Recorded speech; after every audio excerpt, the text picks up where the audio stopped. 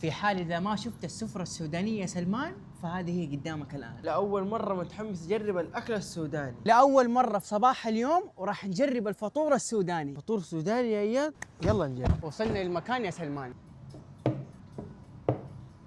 وهذا أول طبق راح نبدأ فيه واللي هو فتة بالفول بالطريقة السودانية يا إياد. واللي اسمها بوش. المعلومية أنا أول مرة أجرب ترى الأكل السوداني. بسم الله. هذا البوش العيش مرة مهروس، مبدئيا رهيبة. أحلى شيء فيها الإضافة اللي بالجبنة. وهذا هو الفول المصلح. والله الشكل يا إياد. وناخذ خبزهم اللي بالطريقة السودانية كمان. هذا هو الفول المصلح. بالعافية يا سلمان. الليلة بالليل.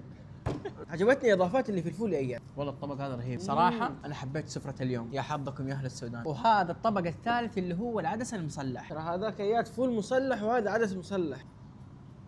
فنان. قلت لك زيت من هنا يا سلمان، هذه الطريقة ترى ما حد يعرفها. والله ما حتى أنت ما تعرفها. ترى هذه كبدة مو أي كبدة يا سلمان، هذه على طريقتهم السودانية. خذ لك واحدة طماطم مع الرومي مع البصل، فعلا مختلفة. والله أحس ناقصها فلفل.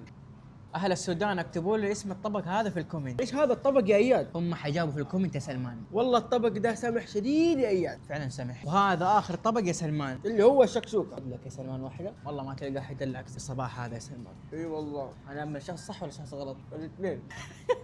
وما تنتهي السفرة السودانية إلا بالكركديه والتبندي. بسم الله. والله كركديه بحت، فعلا كركديه.